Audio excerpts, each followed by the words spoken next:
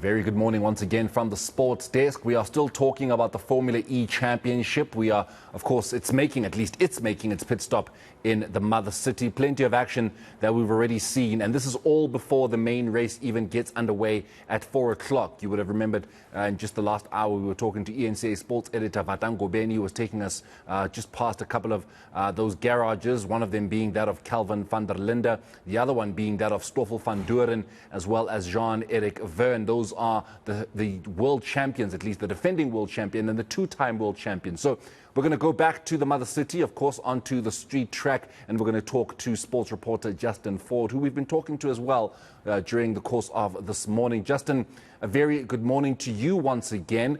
Of course, we've spoken so much about what exactly this race means in terms of e-mobility, the education about e-mobility, what exactly that it is FIA and Formula E are trying to achieve by bringing this race for the very first time to the southern half of the African continent. We do know that we are only but the second country on this continent after Morocco to be hosting a Formula E race. It's the first time happening here in South Africa. It is a bid, at least from a South African point of view, for us to try and show that we can also host Formula One, that we can make this the home, the African home, for Sir Lewis Hamilton, Max Verstappen and the likes. Just what kind of action have we been seeing from your part?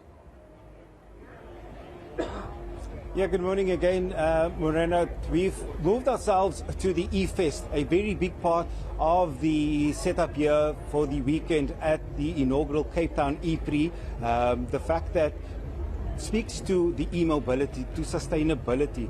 The world is changing, and I think a lot of people need to be educated about that first and foremost, but secondly, need to be exposed to it.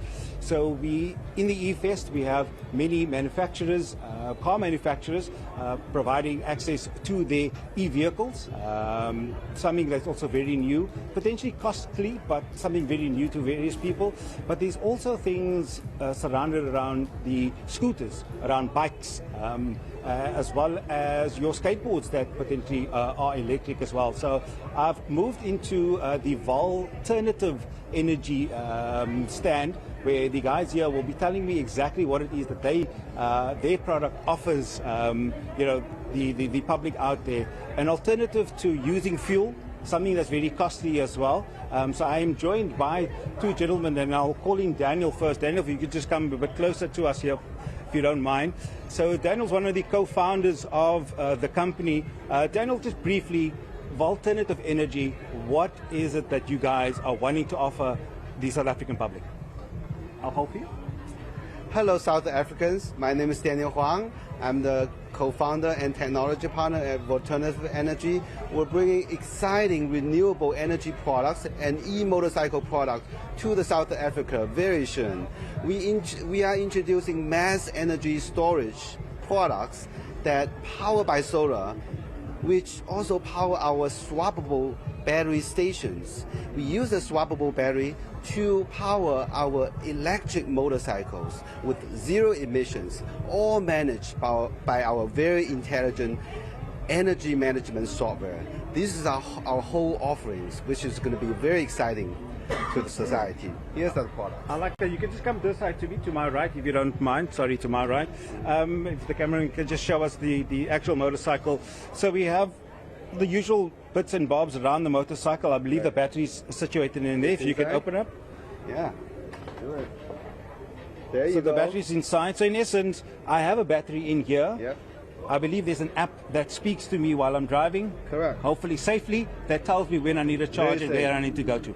Yeah, exactly. So when the battery is running low, you get a notification from the user's app, and you can come to a nearby swapping station, scan the station, and take out that battery, put it in, and get a new battery. And the bike is all ready to go again in 30 seconds. I like that a lot. Mohammed, if you could join me quickly. Mohammed is the chairperson of the board. The decision to bring something different to the market is important, and to set yourselves apart. How different is this to other products that are already in the market and potentially are coming to the market as well? Okay, so because we are in the retail sector for the last 25 years in South Africa, we found the need for the last mile delivery sector to be, well, it's the fastest growing sector in the world at the moment.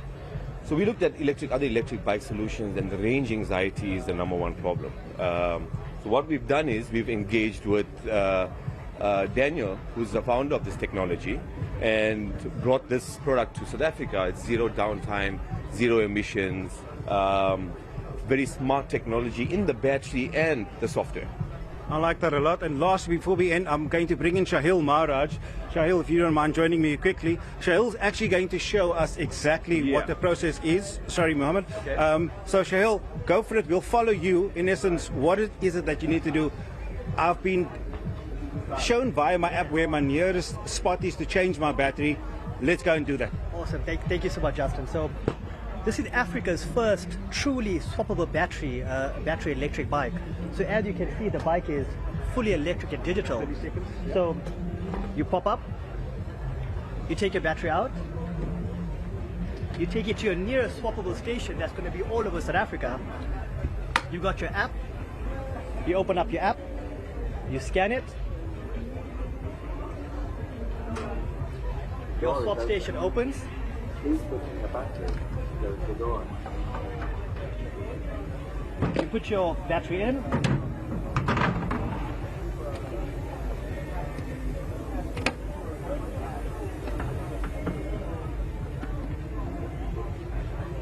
Successfully identified close the it? battery.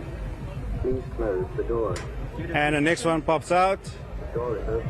Your next one comes out. Sure thing. You take it back to your bike.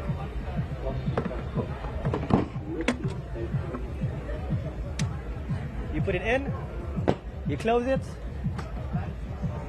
and you're ready to go.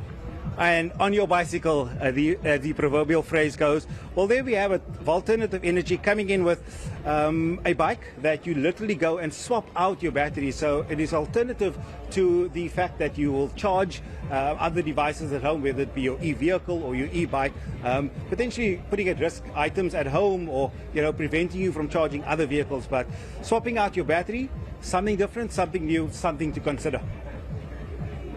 Is the future. It certainly is the future, is e-mobility. And I think this is the beauty of Formula E coming into Cape Town, is that it's not just about the cars, the very quieter cars compared to Formula One on the track. It is also an opportunity, of course, for us to learn about such initiatives and alternative, of course, bikes that we can look into. So it certainly is the future. But Justin, we'll leave it there with you for now. Definitely catch up a little later on.